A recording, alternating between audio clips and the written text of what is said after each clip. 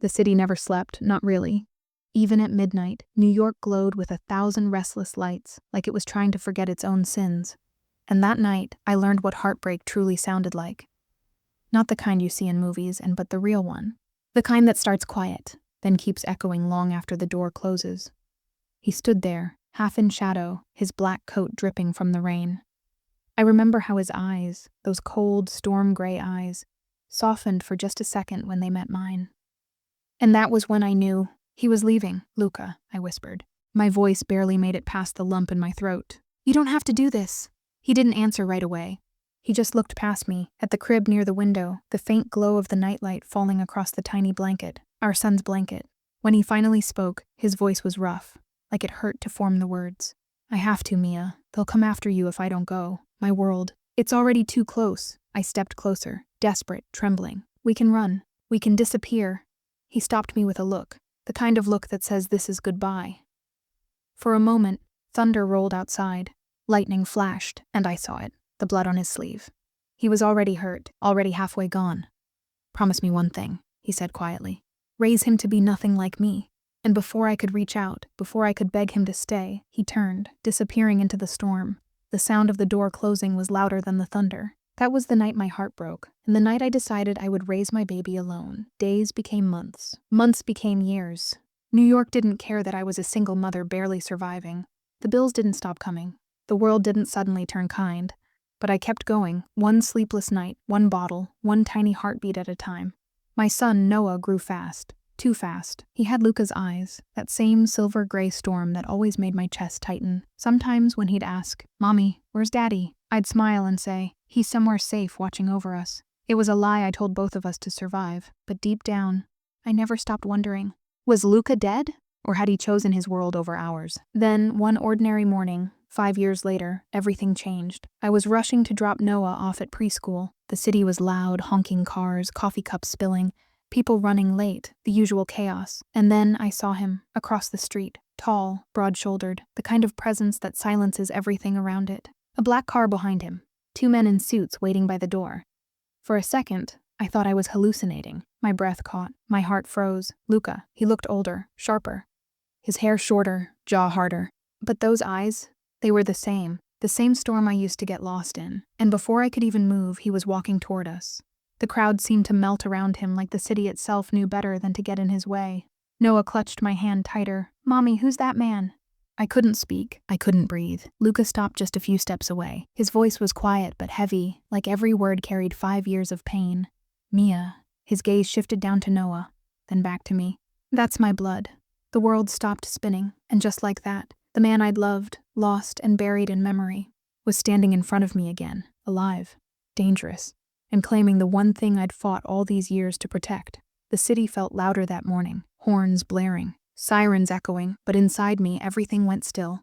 5 years of silence had just shattered with 3 words. "That's my blood." I stood frozen, my pulse hammering in my ears. Noah hid behind me, clutching my coat. And Luca, he just stood there, rain glinting off the shoulders of his dark suit, like he'd stepped straight out of another life.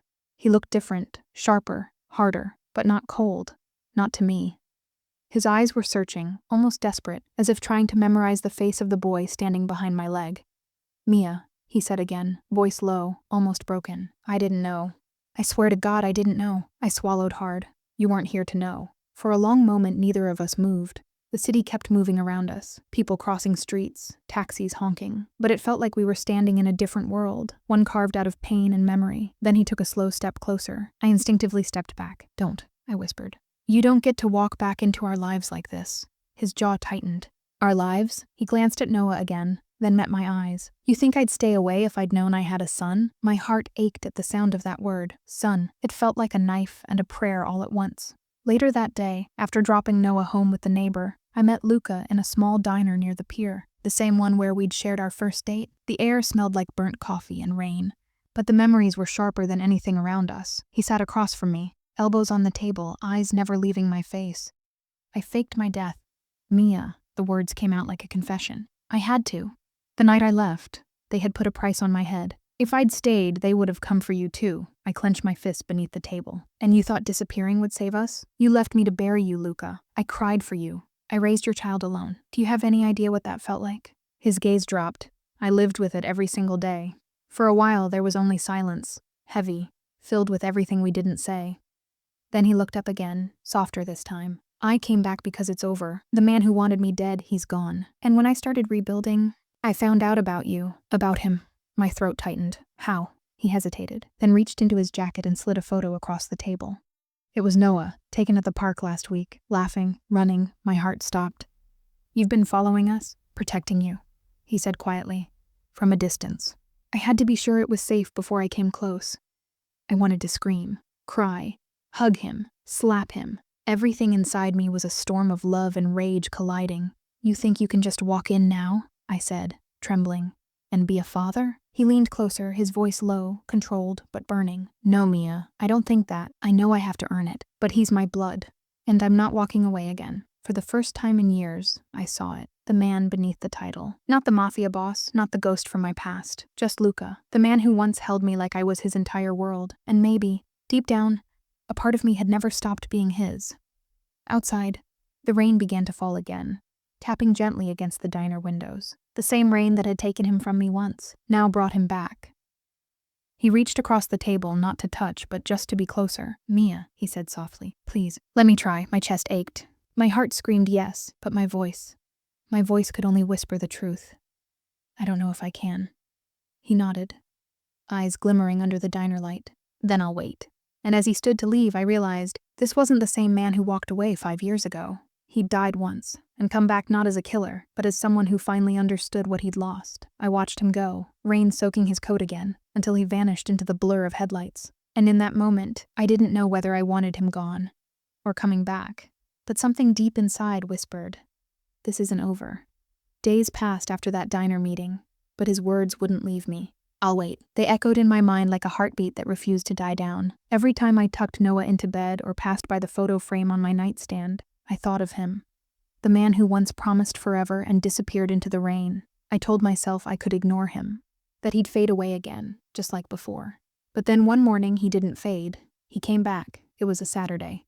Noah and I were at the small park near our apartment, his favorite spot with the blue slide and the old oak tree.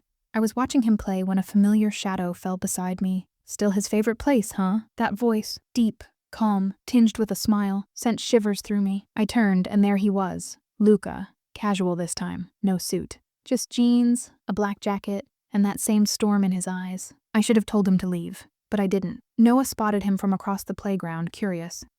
Mommy, who's that? I froze, words caught in my throat. Before I could answer, Luca knelt down and waved. Hey, champ, Noah blinked. Hi. There was something in his tone, respectful, gentle. The opposite of everything I remembered about the man who once ruled half the city's underworld. He didn't say who he was. He didn't force it. He just asked if he could push the swing. And somehow, against every wall I'd built around my heart, I let him. The days that followed felt unreal. Luca started showing up, not every day, not too close, but enough to remind me he was there. Coffee left by my doorstep on mornings I ran late. A repaired mailbox that had been broken for months. One evening I came home to find a new lock on my door, stronger, safer. No, but I knew it was him. He wasn't intruding. He was protecting, quietly, patiently. And Noah, he grew to like him fast, too fast. They'd talk for hours about cars, superheroes, anything a 5-year-old could imagine. Sometimes I'd catch Luca smiling, a soft, unguarded smile I hadn't seen since before everything fell apart. But peace never lasts long in our world. One night, after putting Noah to bed, I stepped onto the balcony for some air. That's when I saw it. A black car parked across the street. Windows tinted, engine off, but it hadn't moved for hours. My stomach dropped. I knew that feeling, that stillness, that danger. I grabbed my phone, about to call the police, when it rang first. Unknown number. I hesitated, then answered. Mia, came Luca's voice. Urgent, controlled. Don't panic. I know about the car. My chest tightened. What? Who are they? I'm handling it. Just stay inside, lock the doors. Don't let Noah see you're scared. I looked out again. The car was gone. Just like that. But the fear lingered, crawling under my skin. The next day, he showed up at my door, tension written all over him. His knuckles bruised, his jaw tight. They found you, he said quietly. A man I used to work for. He figured out what I care about. You, him. I swallowed hard. So you brought danger to us. His eyes burned with guilt. No, Mia, I brought protection. I won't let anyone near you again. There was something terrifying and beautiful in his voice, that mix of control and devotion. Part of me wanted to push him away, but another part whispered the truth I'd buried for years. I still loved him. Later that night, when the city quieted, I found myself watching him through the window as he stood guard by his car across the street. The man I'd once feared had become my shield. The same man who'd broken my heart was now the only one keeping it safe, and I hated how much I needed him. That night, I whispered to myself, maybe not to forgive him yet, but to face the truth. The past didn't knock at my door, I said softly, watching him under the streetlight. It moved in next door and refuses to leave. The city was quieter that week, unnervingly quiet. No late-night honking, no street arguments outside our apartment window. Just silence. And in New York, silence never meant peace. It meant something was coming. Luca hadn't said much since that night. He still watched over us, still sent those subtle signs. A car parked nearby, a man in a black suit always a few blocks behind when we went out. I used to think it was paranoia. Now I wasn't so sure. Noah, blissfully unaware, went on with his bright little world, drawing superheroes, building Lego towers, asking why the moon followed us home. I envied him for that, for not knowing what kind of shadows his father's name carried. One evening, I came home from work to find Luca standing in my kitchen. The lights were dim, his sleeves rolled up, and a gun on the counter beside a half-empty cup of coffee. I froze. You still pick locks, I see. He didn't smile.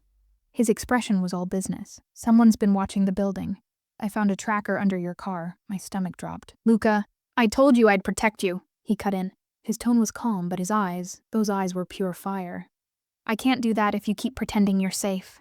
He moved closer, lowering his voice. Pack a bag. You and Noah are staying somewhere else tonight. I shook my head. You can't just order us around. That's not how this works anymore. He stepped closer, voice cracking. Not from anger, but from something that almost sounded like fear. Mia, if something happens to you, he stopped, swallowed hard. I can't lose you again. And for a moment, I saw past the gun, past the control, past the title he carried. I saw the man who once used to hold me like I was the only thing worth fighting for. An hour later, we were driving through the empty streets of the Upper East Side. Noah was asleep in the back seat, clutching his stuffed bear. Rain began to fall, streaking down the windshield, and I realized storms always seemed to follow us. Luca pulled into an underground garage beneath a high-rise building. Security cameras everywhere. Men in black suits nodded as we passed. Where are we? I whispered. Safe house, he said. Belongs to someone I trust. He wasn't lying. The place was spotless, modern, everything locked down tight. But no amount of steel or security could quiet the storm inside my chest. As he checked the windows and secured the doors, I finally asked, Why are they after you now, Luca? You said it was over. He turned to me, running a hand through his hair. It was, until one of the old families started digging into my past. They found something they shouldn't have, something that points to you. To us. My heart skipped. Us? He nodded. They think you were leverage back then. Now they know you're more than that. The realization hit me like a punch. They'll use me to get to you. Not if I can stop them, he said, voice hard. Later that night, after Noah was asleep, we sat in the living room, silence heavy between us. I wanted to scream, to cry, to ask why this life couldn't leave us alone. But instead, I just said the one thing I'd been holding back. You can't keep saving me, Luca. You can't fix what you broke. He looked at me then, really looked. You think I'm trying to fix it? He leaned forward, eyes wet, voice raw. I'm trying to deserve it. Something in me cracked. For years I'd imagined what I'd say if I ever saw him again, how I'd tell him he ruined everything. But now, staring into those storm-gray eyes, I realized something terrifying. I still loved him. Before I could say another word, a sudden buzz cut through the quiet, the intercom on the wall. Luca stood instantly, hand on his gun. A voice crackled through.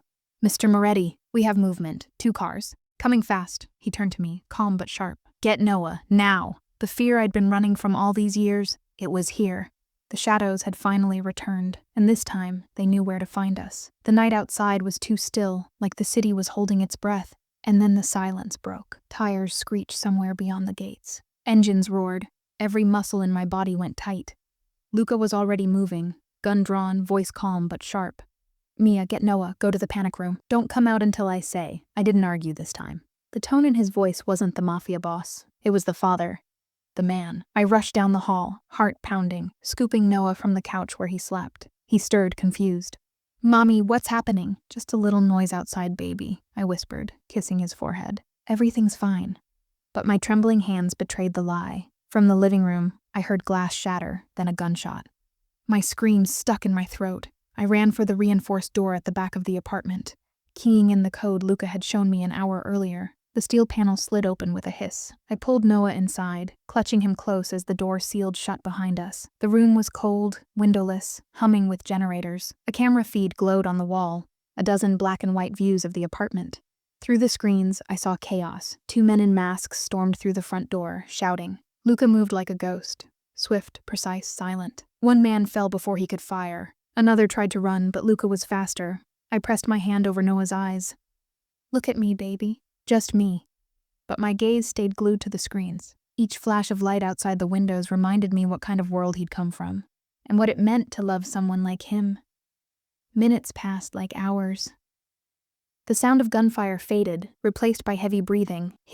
Luca stepped into view on the cameras, blood streaking his arm, but his eyes steady. He looked straight at one of the lenses, as if he knew I was watching. Then he said it, low but clear. "It's over." When the locks released, I opened the door and ran to him. He caught me halfway, pulling me into his chest. I could feel his heartbeat. Fast, alive, real. Noah clung to my leg, crying softly. "It's okay," Luca whispered, his hand trembling as he brushed the tears from our son's face. "You're safe now." I looked around. The living room was wrecked. Broken glass, bullet holes, the smell of smoke. But the only thing I cared about was that we were all still breathing. "You could have died," I said, voice cracking. He managed a small, tired smile. "I've done that before, remember?" I wanted to be angry. I wanted to tell him this wasn't how families were supposed to live, behind guns and bulletproof walls. But instead, I just said the truth. "I don't know how to do this. Luca, I don't know how to keep loving you when every time you walk into a room, I'm afraid it'll be the last." He took my hands, pressing them against his chest. "Then don't love the part that does this," he said softly. "Love the part that fought to come back." Something inside me broke again, this time, in a way that felt like healing. By dawn, the safe house was crawling with his men. Quiet, efficient, respectful. Luca gave orders, made calls, then finally sank onto the couch beside me, exhausted. For a long time, we didn't speak. The sun filtered through the shattered blinds, painting his face in gold and ash. He turned to me, voice barely above a whisper. "I can't keep you here. This isn't the life you or Noah deserve. I'll end this, whatever's left of it." I wanted to ask how, but one look at him told me he already knew. He was going to war for us. Not for power. Not for revenge, for love. And as the city outside woke up, I realized something I hadn't before. For 5 years, I'd tried to raise our child alone. But now, standing in the ruins of a night that almost took everything, I finally saw the truth. I was never really alone. The morning after the attack didn't feel real. The safe house was silent except for the hum of the city waking outside and the faint clatter of dishes from the kitchen. For the first time in years, I watched Luca make breakfast, one hand wrapped in gauze, the other flipping pancakes that were half burned and entirely perfect. Noah sat on the counter, laughing. He'd already forgotten the gunfire, the sirens, the fear. Children have a way of erasing darkness faster than adults ever can. I stood in the doorway, arms crossed, heart unsteady. Luca glanced up, that same crooked grin flashing through his exhaustion. "Didn't think you'd see me with a spatula, huh?" "Didn't think I'd see you alive," I said softly. The smile faded, replaced by something quieter, gratitude, maybe guilt. He slid a plate toward Noah, then turned back to me. "I have to finish this, Mia. I can't hide you forever." I knew what finish this meant. Violence, retaliation. The part of his world I swore my son would never know. I took a step closer. "And when you're done, when the last bullet's fired and the last threat is gone, what then?" He looked at me like he was memorizing my face. "Then I come home. For good." That afternoon, the safe house buzzed with movement. Luca's men, silent, efficient, loyal, packed weapons and maps into black duffel bags. The air smelled of oil and adrenaline. I stayed out of their way, watching from the edge of the hallway. Every instinct screamed at me to stop him, to lock the door, to beg, but he was already halfway gone. The soldier and the father, both fighting the same war. When the others left, he came to me. The room felt smaller with him in it. He reached into his jacket and pulled out something small, a silver chain with a medallion I hadn't seen in years. "Our anniversary gift," I whispered. He nodded. "You threw it at me once. Because you lied to me," I said. "And I'm done lying," he replied. "Keep it, for luck." He took my hand, closing it around the chain. His fingers were rough, scarred, warm. "When this is over," he said, voice low, "I'm coming back to sign his birth certificate. I'll be there for every birthday, every school play. I'll teach him how to tie a tie and drive a car. You have my word." I tried to steady my voice. "Your word used to mean nothing, Luca." He smiled, just barely. "Then let me earn it back." We stood there for a long time. No words, no promises left to make. Only the kind of silence that comes before something breaks. Finally, he leaned in, forehead resting against mine. If I don't make it, don't. I cut in, tears burning my eyes. Don't you dare, he kissed me then. Not like a goodbye, not even like a promise. Like a man trying to remember what it felt like to be human. When he pulled away, his voice was rough. I'll be back before sunset. And then he was gone. The door clicked shut, and the apartment felt colder. Hours passed. Noah napped beside me on the couch, his tiny hand wrapped around the medallion now hanging from my neck. I kept replaying that moment. His kiss, his words, the way he looked when he said home. Outside, the sky darkened again, clouds rolling in over the skyline. Storm coming. Every thunderclap sounded like a gunshot. Every siren made my stomach twist. And just when I thought I'd lose my mind waiting, my phone buzzed. Unknown number. A single message, it's done. I'm coming home. Relief flooded through me so fast it hurt. I didn't know what he'd faced out there, what he'd had to do. But for the first time in 5 years, I believed him. He was coming home. To us. The message came at 5:47 p.m. It's done. I'm coming home. I stared at the words until they blurred on the screen. For hours I'd imagined that moment. Luca walking through the door, tired but alive. Noah running into his arms. Peace at last. But as the clock struck midnight, peace didn't come. And neither did he. By morning, I was pacing the living room, phone in hand, the medallion warm against my palm. Every time I called his number, it went straight to voicemail. Hey, it's me. I whispered into the phone, voice trembling. Just call back, okay? Noah's asking for you. I hung up, trying to sound calm when my son padded into the room, still rubbing sleep from his eyes. Mommy, where's Daddy? I froze at the word. Daddy. He'd never said it before. It hit harder than any bullet ever could. He'll be home soon, I said softly. Another lie. Another prayer. By noon, I couldn't take it anymore. I called one of the men I'd seen with him. Tall, shaved head, quiet voice. He answered on the first ring. Where's Luca? I asked a pause. Too long, too careful. Ma'am, he said not to worry. Things got complicated. Complicated how? I demanded. He hesitated, then said, he'll reach out when it's safe. Then the line went dead. That night the storm hit. Wind howled through the cracks in the old windows. Rain lashing the glass like the sky itself was angry. Noah fell asleep on the couch beside me, clutching the stuffed bear his father had bought him last week. I sat in the dark, phone in hand, staring at the screen like maybe if I just waited long enough he'd appear.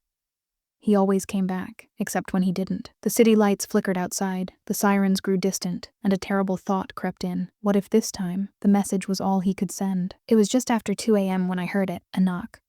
Not the sharp, heavy kind. A soft, deliberate knock. I froze. My heart raced. I reached for the bat I kept near the couch. Who's there? A voice, low, familiar. Open up, Mia. It's Marcus. Marcus, Luca's right hand. The one man I trusted almost as little as I trusted fate. I unlocked the door. He stood in the hallway, soaked from the rain, his face unreadable. No, Luca. My throat tightened. Where is he?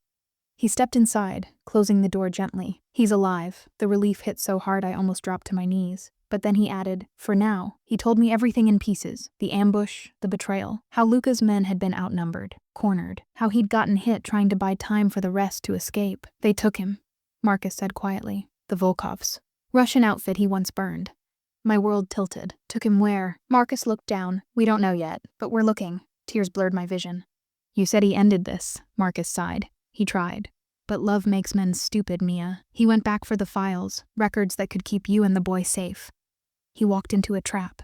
I sank onto the couch, shaking. Noah stirred in his sleep, murmuring his father's name. Marcus's voice softened. He knew this might happen. He said if I couldn't bring him back, I should bring you this. He pulled a folded note from his jacket pocket. Luca's handwriting. Slanted, rough, familiar. Mia, if you're reading this, it means I didn't make it home in time. Don't come for me. Don't look for me. Keep him safe. That's all that matters. You were the one good thing I ever did right.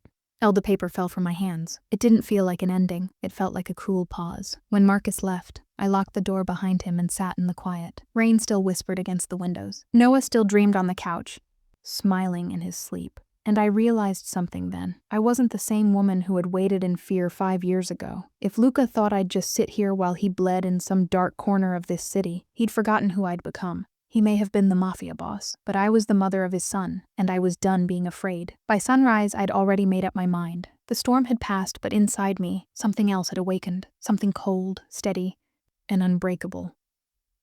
Luca had taught me one thing before he ever left.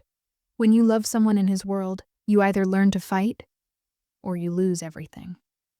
The city was waking when I stepped outside, the streets glistening from last night's rain, the air sharp and clean. I wore one of Luca's old jackets, heavy on my shoulders, warm enough to quiet the trembling that still lingered inside me. I didn't have guns. I didn't have power, but I had a name, his, and I knew where to start. The first stop was the old auto shop on 9th and Kingsley, Luca's legit business, or so he called it. Inside, the smell of oil and metal hung thick. A few men looked up when I entered, eyes narrowing, unsure what to make of the woman standing there in a leather jacket with a fire in her eyes.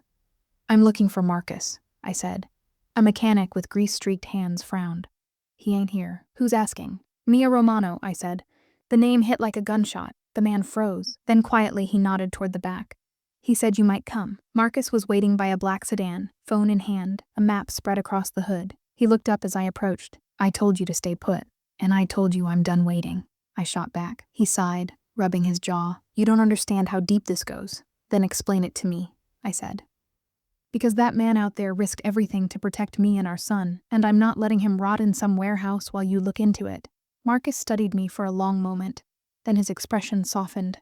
"You sound just like him." "Good," I said. "Then you know I'm not backing down." He gave in faster than I expected. Maybe because he saw the same fire in me that Luca used to carry, the one that couldn't be reasoned with. He pulled out a photo, grainy surveillance stills from a security feed. Luca, bruised and bloodied, being dragged into a black SUV by two men in leather coats. "Volkov territory," Marcus muttered. "East Docks. They've got a holding site under the pier. You go there, you don't come back. Then I'll bring him back myself," I said. He stared at me, then handed me a small revolver. "You know how to use this?" I looked him dead in the eye. "No, but I'll learn fast." That night, I stood in front of the mirror, staring at my reflection, the woman I used to be, and the one standing there now. The fear was still there, coiled beneath my ribs, but it wasn't in control anymore. I tucked the medallion inside my shirt, kissed Noah's forehead while he slept, and whispered, "I'll bring him home." Marcus waited outside in the car. As we pulled away, the city lights blurred behind us, fading into a maze of docks and shadows. Every heartbeat echoed louder. Every second felt like a countdown. The docks were silent when we arrived. No guards at the gate, no movement, just the smell of salt and metal and the soft slap of waves against the pier. Marcus pointed toward a warehouse in the distance. "That's the one. Cameras everywhere. If they spot us, it's over." I tightened my grip on the gun. "Then we make sure they don't." He gave me one last look, half warning, half respect. "You really love him, huh?" "I didn't realize how much," I whispered, until he was gone. We moved through the shadows, hearts pounding, every step a risk. Through a cracked window, I saw him, chained to a chair, bruised but alive. Luca. The sight hit me like a tidal wave. Everything, fear, anger, love, collided in one breath. I was about to step forward when Marcus grabbed my arm. "Wait, guards." Two men entered, one laughing, the other checking a weapon. They talked in low Russian, oblivious to the storm that was about to hit them. When they turned away, Marcus whispered, "Now!" It happened fast. Shouts, the echo of footsteps, the sharp crack of a gun. I didn't even remember pulling the trigger. All I knew was the smell of gunpowder, the taste of adrenaline, and Luca's voice shouting my name. "Mia." I ran to him, hands shaking as I broke the chain lock. He looked up, eyes wide, disbelief flooding his face. "What the hell are you doing here?" "Saving you," I said, breathless. He laughed, half in shock, half in awe. "You're insane. Guess it runs in the family," I whispered, smiling through tears. The first thing Luca did when the chains hit the floor was grab me, not in fear, not in anger, but in disbelief. "Mia, you shouldn't be here," he said, his voice rough, half whisper, half growl. I could feel his pulse hammering under my hands, see the exhaustion behind his eyes. "And you shouldn't have been here either," I shot back. "So we're even." Marcus was already by the door, scanning the hallway. "We have about 60 seconds before backup shows." Luca staggered to his feet, pain twisting his face. "How many guards?" "Too many," Marcus said. "Then we make it work," I whispered, loading the revolver with shaking hands. The air inside that warehouse was thick, like the walls themselves held their breath. Rain battered the tin roof above us, every drop sounding like another second running out. Luca grabbed a fallen gun from one of the guards and checked the clip. "You ever fired a real weapon before?" he asked, glancing at me. "No," I said, "but I've been aiming for you for years." A quick flash of his old grin, even there, bleeding, cornered, before it faded into focus. "That's my girl," he muttered. We moved fast. The hallway opened into a maze of steel crates and flickering lights. Every echo felt like a warning. Then came the first shout, harsh, in Russian. Shadows darted between the crates. Gunfire ripped through the silence. Luca pushed me down behind a metal container, bullets pinging above our heads. "Stay low," he barked, firing back with precision that made my heart ache and race all at once. Marcus covered the rear, reloading with calm fury. I tried to breathe, but fear had sharp teeth, and it bit down hard. Then I heard it, a guard approaching from the side. I turned, heart pounding, and pulled the trigger. The gun kicked back, loud, brutal. The man fell. Luca spun toward me, eyes wide. "You just don't say it," I warned, voice shaking. "Keep moving." We ducked through a side door that led to the docks. The rain hit us instantly, cold and relentless. The sky above was an endless stretch of gray, the ocean churning below the pier. Luca limped but didn't slow down. Every few steps he'd glance back, making sure I was still there. Behind us, more shouting, more gunfire. The Russians were closing in. Marcus shouted over the storm. "Cars 2 blocks down!" We sprinted, slipping, stumbling, running on adrenaline and hope. Halfway down the pier, an SUV screeched to a stop ahead, blocking the exit. 4 men climbed out, guns raised. I froze. Luca didn't. He shoved me behind a stack of crates and whispered, "Stay down." Then he stepped into the open. For a moment, the world went silent. Just the sound of rain and wind, and Luca standing there like a ghost come back to life. "Volkov," he shouted into the storm. "You want me? Here I am." A tall man stepped forward, scars running down his face, eyes cold as glass. "Romano," he said. "Still breathing, I see." Luca smirked. "Not for long, if you keep talking." The man raised his gun, but before he could fire, a sharp crack echoed through the air. Marcus. The bullet took Volkov's man clean through the shoulder. Chaos exploded. Gunfire, screams, rain turning red. Luca pulled me toward the edge of the pier, shouting over the noise. "Go! What?" He didn't answer, just grabbed my hand and jumped. The water was a shock of cold, black and endless. I gasped, the salt stinging my throat. Luca's arm wrapped around me, pulling me to the surface. "Swim," he yelled, his voice barely audible through the storm. We kicked, pushed, fought the waves until the dock lights faded behind us. When we finally reached shore, soaked, shaking, half dead, we collapsed in the shadows of an alleyway. For a long time, neither of us spoke. The city was a blur of sirens and rain, but here, for the first time in days, there was silence. Luca turned to me, hand cupping my face, eyes searching mine. "You shouldn't have come," he said again, softer this time, like it hurt to say. "And if I hadn't," I whispered, "you'd be gone." He smiled, a tired, broken smile. "Then I guess we're both crazy," I laughed, or maybe cried. It was hard to tell anymore. He pulled me closer, resting his forehead against mine. "Let's go home," he murmured, and in that moment, I finally believed him. We reached the apartment just before dawn. The city was still dripping from the night's rain, and every siren in the distance made my pulse jump. Marcus left us at the curb with nothing but a nod. "You've got maybe 12 hours before anyone figures out where you went," he said. "Use them." Then he was gone. Inside, the lights felt too bright. I caught our reflections in the hallway mirror, soaked, bruised, shaking. We didn't look like survivors. We looked like ghosts that had forgotten how to rest. Luca dropped his gun on the counter, wincing as he peeled off his shirt. The wound on his side had reopened. Crimson stained the white bandage. "Sit," I ordered, grabbing the first aid kit. He laughed weakly. "Yes, ma'am." The sound of his voice, teasing, alive, made something in me break. For hours I'd imagined this moment, and now that it was real, all I could do was hold back tears. "Breathe," I said, cleaning the cut. He hissed in pain. "You know, this isn't exactly how I pictured our reunion." I met his eyes. "Me neither. But you're here. That's enough." By morning, the apartment smelled of coffee and disinfectant. Noah woke up to find his father at the kitchen table, pale, bandaged, smiling. For a second, he froze, like his mind couldn't match the face from old pictures to the man sitting there. Then he ran forward, throwing his arms around Luca's neck. "Daddy." The word hit the room like sunlight breaking through clouds. Luca blinked fast, one arm trembling as he hugged his son back. "I missed a lot, huh?" he whispered. Noah nodded against his shoulder. "You came back." "Yeah," Luca said quietly. "I came back." The next few days were a blur of small human things. Grocery runs, cartoons on low volume, laughter that felt nervous but real. For the first time, we were a family, fragile, new, learning each other again. At night, I'd wake to find Luca sitting by the window, watching the city lights. The bandage on his side gleamed faintly in the dark. "You're not sleeping," I'd whisper. "Neither are you," he'd reply. He never looked away from the skyline when he said it, as if afraid that if he blinked it might all disappear. "Do you ever think it's over?" I asked one night. He exhaled slowly. "It's never over. Not for people like me." then softer. But I want it to be. For you. For him. The illusion cracked 3 days later. I was in the hallway, folding laundry, when the intercom buzzed. A delivery, no name, just a plain brown envelope. I opened it and felt the world tilt. Inside was a single photo, Luca at the docks, gun in hand, and scrawled in red ink across the bottom. You took one of ours. We're coming for what's yours. My breath caught. I looked toward the kitchen, where Noah was drawing superheroes at the table. Luca was washing dishes, humming softly. For a second, everything looked normal, peaceful, domestic. And that made the threat feel even colder. I slid the photo under a magazine, forcing a smile. But Luca noticed. Of course he did. What's that? He asked, drying his hands. Nothing, I lied. He frowned. Mia, I pulled out the envelope and handed it to him. He stared at it for a long time, jaw tightening. Then he tore it in half. We're leaving tonight. Where will we go? Somewhere they can't find us, he said. Somewhere quiet. But there was something in his eyes, a darkness I'd seen before.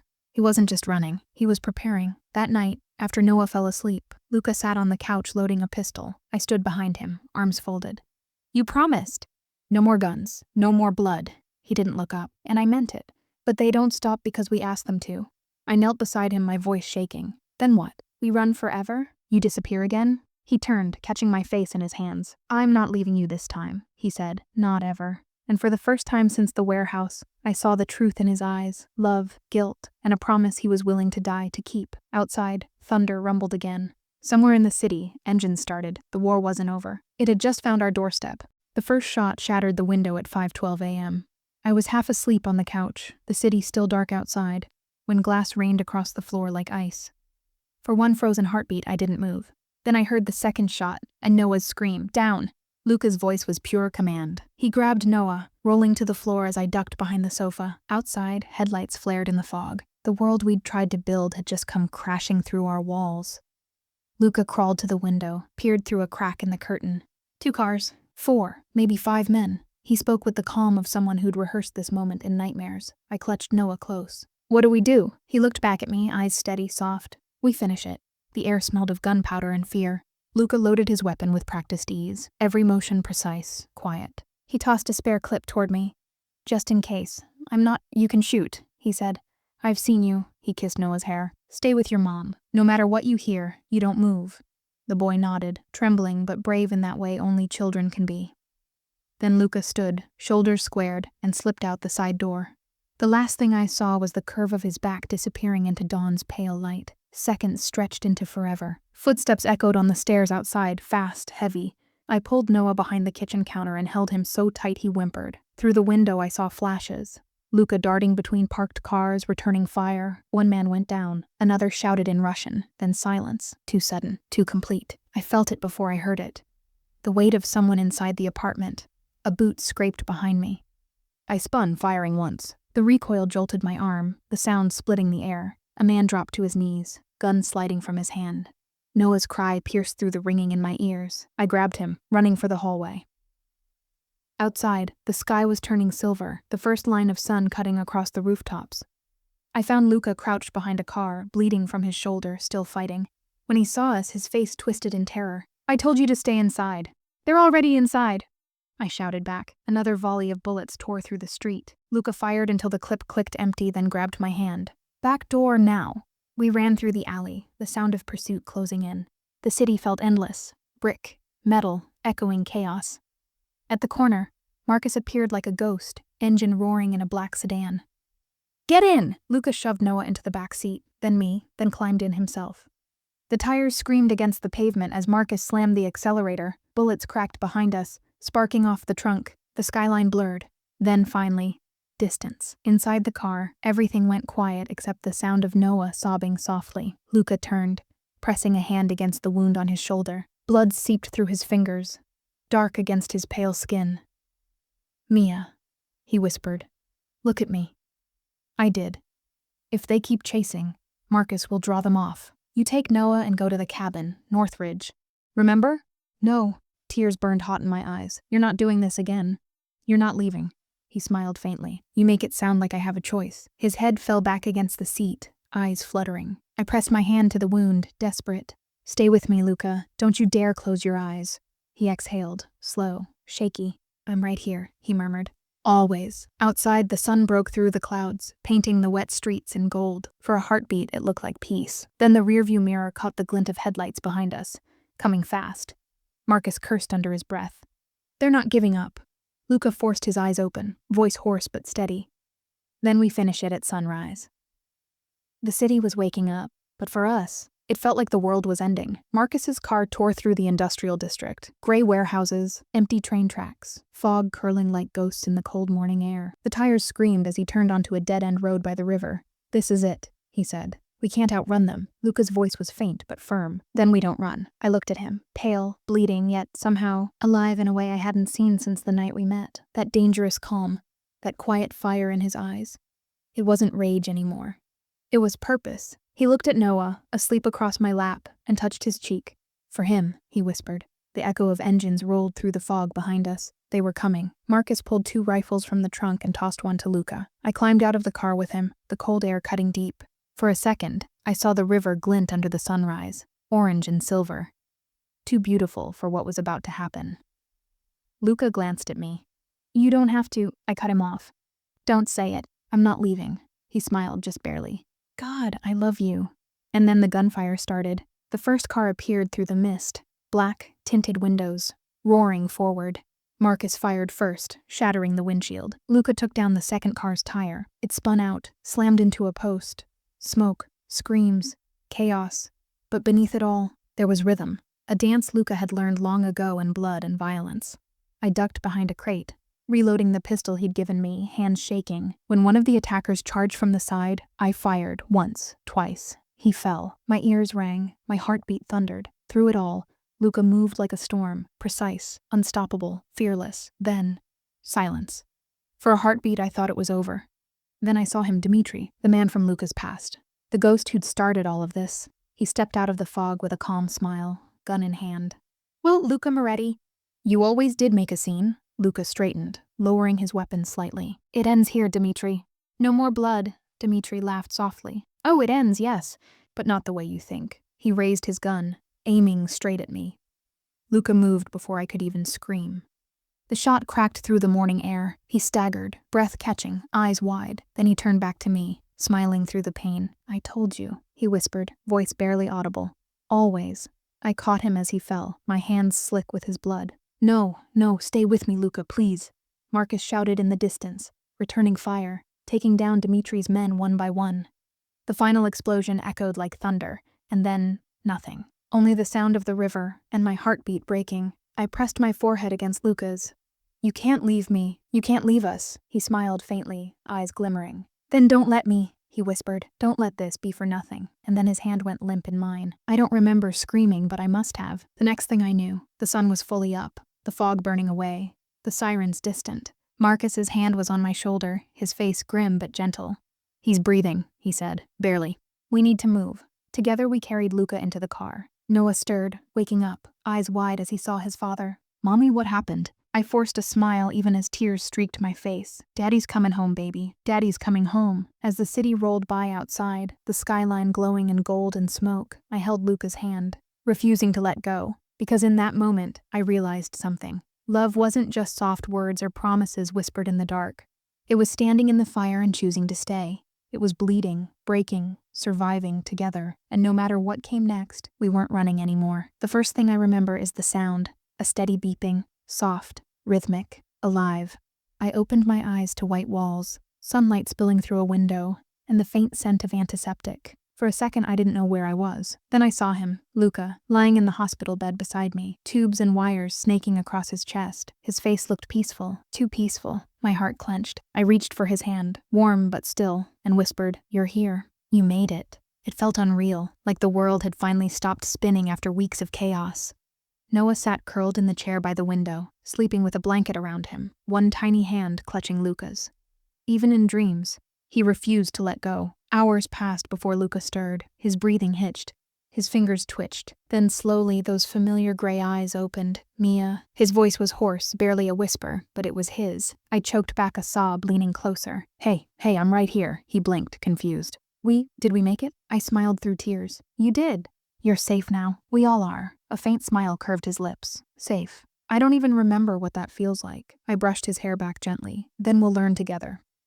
Later, the doctor came in, tired eyes, soft tone. He's lucky, she said quietly. Another inch, and the bullet would have taken his heart. When she left, silence filled the room again. Only the soft hum of machines and Noah's sleepy breathing. Luca turned his head toward me. I thought I was done, Mia. I thought that was it. It almost was, I whispered. He closed his eyes, pain flickering across his face, not from the wound, but from memory. I've done terrible things. Hurt people. You shouldn't be here. You shouldn't still love me. I took his hand firm and steady. You think I stayed because it was easy? No, Luca. I stayed because you fought for something better. You fought for us. He looked at me for a long time, like he was seeing me for the first time. Then he said softly, "You're stronger than anyone I've ever known, and you're more human than you think," I replied. Days passed. The sun rose and fell outside the window, marking time in gold and shadow. Luca healed slowly, piece by piece. Each morning, he'd wake to find Noah at his side, drawing pictures on the hospital tray. One morning, Noah held up a crayon sketch, 3 stick figures hand in hand. "That's us," he said proudly. "Mommy, Daddy, and me." Luca's throat tightened. "Daddy, huh?" he whispered. Noah nodded seriously. "You saved us. Daddies are supposed to save people." For a moment, Luca couldn't speak. His eyes shimmered, and he reached out, pulling Noah close with trembling arms. "I love you, kid," he whispered into his son's hair. "More than you'll ever know." I watched from the doorway, my heart full and aching. For the first time in years, I saw peace in Luca's eyes. Not power, not control, just peace. One afternoon, as the light poured across his bed, Luca looked at me and said, "When I get out of here, I'm done with that life. No more guns, no more blood. I want to build something real." I smiled. "What does real look like to you?" He reached for my hand, his grip still weak but certain. "You, Noah. A small place outside the city, maybe a porch, maybe peace." Tears filled my eyes, but they were warm this time. Not from pain, but relief. "You already have that, Luca," I said softly. "You just didn't know it yet." That night, as the city lights flickered beyond the window, I sat between them, my son asleep on one side, Luca on the other. The past still lingered, like a scar you could trace with your fingers, but it didn't own us anymore. For the first time in forever, I let myself believe in tomorrow, because sometimes love isn't about grand gestures or perfect endings. It's about survival, healing, choosing each other again. Every single day. And as I closed my eyes, holding their hands in mine, I realized something simple but true. We were finally home. 1 year later, the city had changed. So had we. Summer had come early that year, wrapping New York in gold and warmth. The old shadows still existed somewhere, but they no longer reached us. We lived just outside the city now, where the air smelled like salt and pine, and the ocean was close enough to hear at night. Our home wasn't grand, just a small house with white shutters, a creaky porch, and wind chimes that sang when the breeze rolled through. But to us, it was everything. To me, it was freedom. To Luca, it was redemption. To Noah, it was home. That morning, sunlight spilled across the wooden floor as I flipped pancakes in the kitchen. Noah was on the porch, trying to teach a stray cat to shake hands, and Luca, he was behind me, wrapping his arms around my waist, pressing his face into my shoulder like he never wanted to let go. "Smells like heaven," he murmured, his voice rough with sleep. "Because I actually used sugar this time," I teased. He chuckled softly. "Remind me never to make you angry again."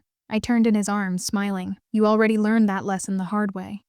He kissed me then, slow, deep, full of everything we'd survived. For the first time in a long time, his touch didn't feel like desperation. It felt like life. After breakfast, we drove down to the pier. Noah ran ahead, chasing seagulls, his laughter echoing across the boardwalk. Luca watched him, hands in his pockets, eyes soft. "I used to think peace was boring," he said quietly. "Now I pray every night that it never ends." I smiled. "You've changed," he nodded. "You changed me." I shook my head gently. "No, Luca, you chose to change. That's different." He took a deep breath, looking out over the ocean. The same ocean he'd once used to dump secrets he could never tell. Now, it was the place he came to breathe. That evening, as the sky burned orange and purple, a car rolled up the dirt road leading to our house. Marcus stepped out, older, calmer. "Still loyal, boss," he said with a faint grin. "You really traded gunfire for garden soil, huh?" Luca laughed softly. "It's just Luca now," Marcus nodded, his smile fading. "You should know the old family's done. Dimitri's men scattered. No one's looking for you anymore." "Good," Luca said simply. "Let them forget me." Marcus looked at me then, his voice softer. "You did it. You saved him," I smiled. "No, we saved each other." He tipped his hat and left quietly, disappearing down the road. The past was finally walking away. Later that night, after putting Noah to bed, I found Luca on the porch, staring at the stars. He held a small, worn locket in his hand, his mother's, the only thing he'd kept from his old life. She used to say stars were promises, he murmured. Broken ones fall, the rest stay. I sat beside him, resting my head on his shoulder. Then maybe we're one of the ones that stayed. He smiled softly. Yeah, maybe we are. For a long moment, neither of us spoke. The night hummed with the sound of crickets and waves, and I realized something simple but profound. After everything, the pain, the loss, the blood, we weren't defined by what broke us. We were defined by what we built afterward. Weeks later, Luca started his own construction company. Small, honest work. He'd come home with dirt on his hands and a smile on his face. Every evening he'd lift Noah onto his shoulders, and they'd walk the path to the beach. Sometimes I'd follow behind, watching the two of them silhouetted against the sunset. Father and son, hand in hand. It was quiet. It was ordinary. And it was perfect. Sometimes love doesn't save you with a grand gesture. It saves you quietly, one choice, one day, one heartbeat at a time. I tried to raise my baby alone, and I did. But then he came back, and this time he stayed, not as a shadow from the past, but as the man who finally became our future. As the last line fades, we see their home from above, sunlight glowing on the roof, laughter spilling through the open windows, and three figures standing together on the porch. The wind carries the sound of the ocean. Peace. Finally, peace. He once said I was his salvation, but in truth, we saved each other. Love doesn't always come when we're ready for it, but when it finally does, it changes everything. If this story touched your heart, don't forget to subscribe, share, and leave a comment below. Your one click helps our little storytelling family keep growing, one heartbeat at a time. Until next time, stay safe, stay kind, and never stop believing in love.